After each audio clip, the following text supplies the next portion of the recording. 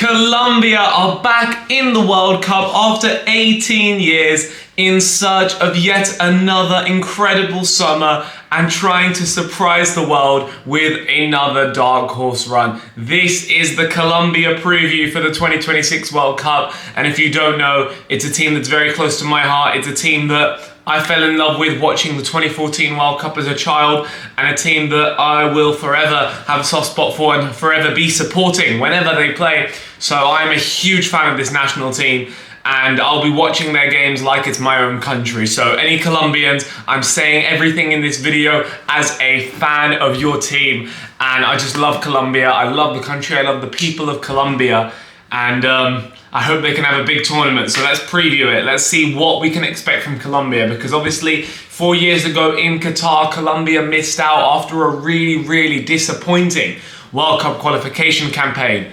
But then after that, things started to get better.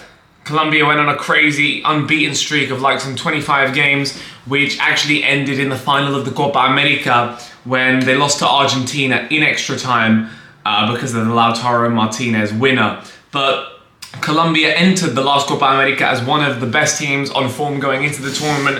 I was absolutely waving the flag for this team. I thought they were going to do so well, and they did. They made it to the final. They lost to the champions, to the World Cup winners in extra time. It was unlucky. Then after that, Colombia had issues in qualifying. They went on a big slump after the Copa America. They couldn't beat Peru. They lost to Bolivia. They lost to Uruguay. They lost at home to Ecuador. They drew at home to both Paraguay and Peru. And it wasn't looking good. And everybody sold their stock in this team. They said it was done. The Copa America was the peak. It's done.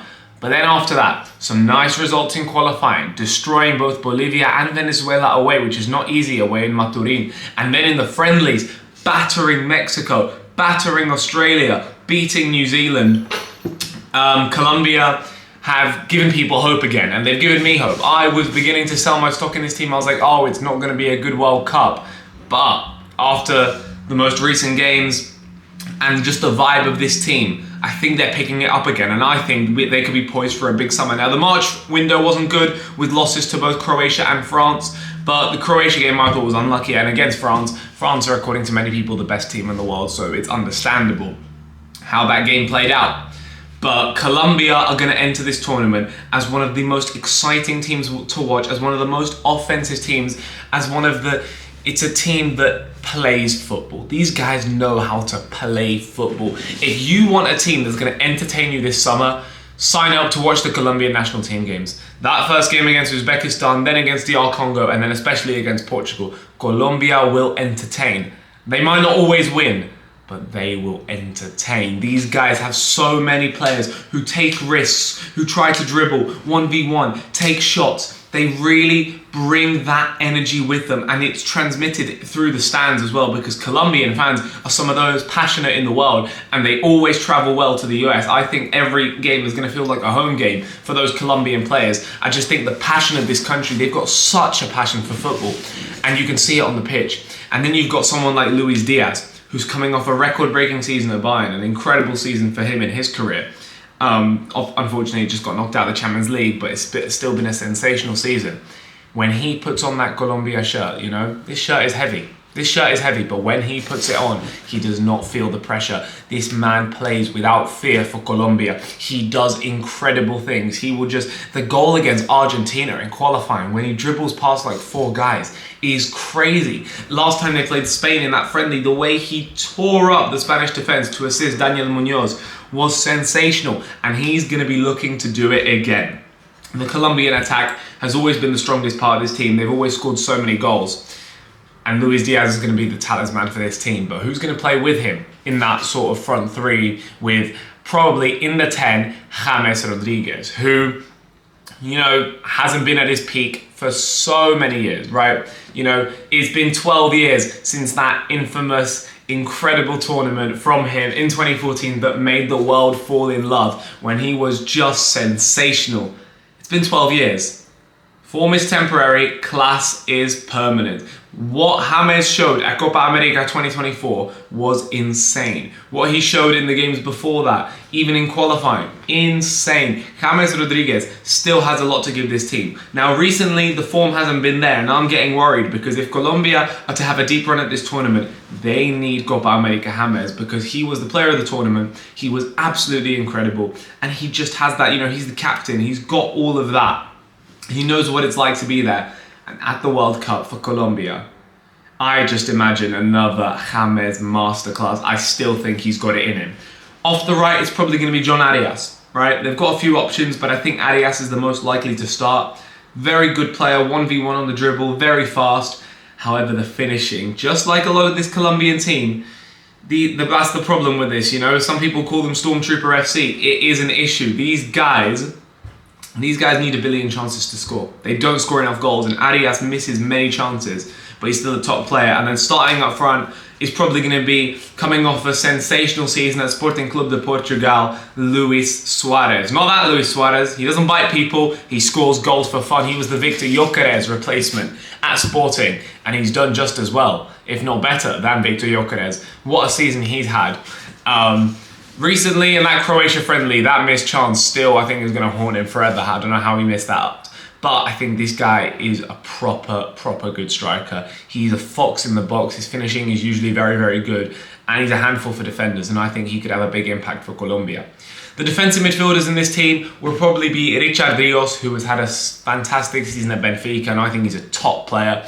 And next to him, most likely Jefferson Lerma, who's a steady Eddie, fantastic on set pieces. Then you get to the problematic areas for Colombia. It's the defense. Defensively, it's not the best. The fullbacks, Daniel Munoz at right back, that's top. That's not an issue. Very offensive fullback. The left back, Mojica, cannot defend to save his life. And the centre backs, will it be Lucumi and Sanchez? It's okay. It's okay. But is it good enough to make a semi-final?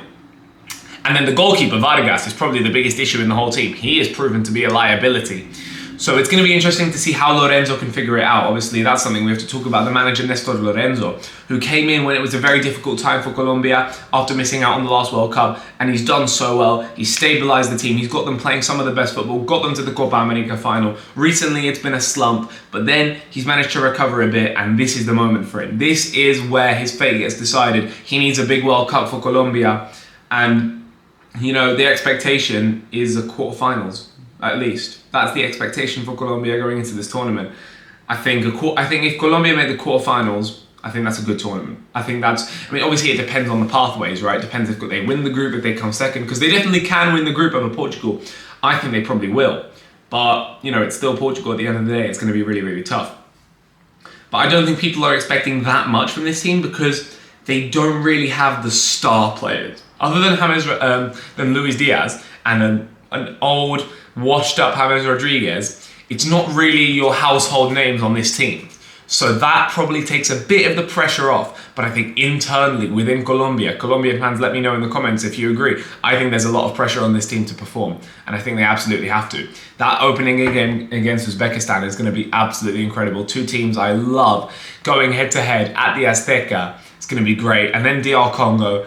And then that Portugal game, which is going to be in contention for potentially game of the tournament, because I think that game, if it lives up to it, could go absolutely crazy. And Colombia will be looking to repeat what they did in 2014. It was a magical run, and they're a very emotional team. They're a team that live off momentum. They live off, the vibes. And I think that's going to be great for them at this World Cup, because I think the fans will really bring that. And if they can start playing some decent stuff, I think that's going to put them on such a high, and they could get to a point where on their day, Colombia can take on any team in the world. This is the thing with them, right? Colombia can beat any team in the world, right? Compared to a team like Ecuador, who I did a video recently on as well, and I absolutely love Ecuador.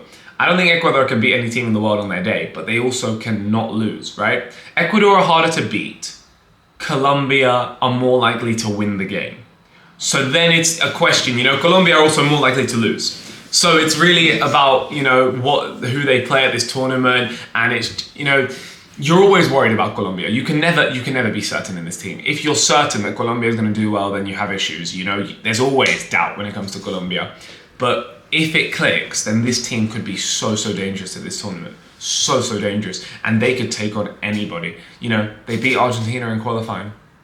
They beat Spain in the friendly a couple of years ago before the Euros. You know, like they can take on anybody on their day, but they can also lose to anybody. You know, just ask the Bolivians how they beat them in El Alto. You know, I know it's Bolivian altitude and all of that, but Colombia had like 26 shots in that game. Bolivia had 1, and it was a Puskás nominee, and they lost the game 1-0.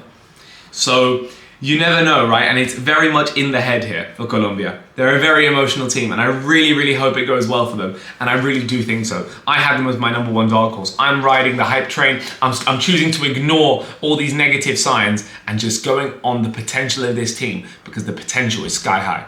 If it gets completed, the potential is sky high. And that's really what I'm riding on for Colombia. So let's see what happens. But I really, really hope they can do it. And it's big for Lorenzo as well. It's big for James. This might be his last. There's rumours that he might be retiring after the World Cup. So that's even bigger for him, his last moment. You know, I bought a James shirt for this tournament, right? Because I absolutely love him as a player. He's one of my favourite players ever. So I'm expecting big things. And more importantly, I'm just excited to be entertained, because however well or not well Colombia do, they will entertain. Colombia will entertain everybody at this tournament, and they have to make amends for, you know, they haven't. 2018 World Cup was it was okay. 2014 was obviously that big moment, and they need to get back to that. The people of Colombia are desperate for it, and I really hope it happens. And I think in the knockouts, I think they're going to give us some insane games. If they come second in the group, though, they most likely play England or Croatia in the round of 32. A rematch against England or a rematch against Croatia from this recent friendly. Both would be tough. That's why you have to try and win the group. You have to try and win the group, get a third place team, and then probably play Switzerland in the round of 16. If you win the group, I think a quarter-final is most likely there, where you probably face Argentina, who is the team that Colombia can never seem to beat. So what do you want to do? You want to finish first? You want to finish second? We'll see. But that probably will be decided on the final match day. So we'll see what the groups are looking like by then and what is best for Colombia. But they just have to start this tournament off with 2 wins against Uzbekistan and Congo. Go into that Portugal game with full confidence, and then the journey can keep on going.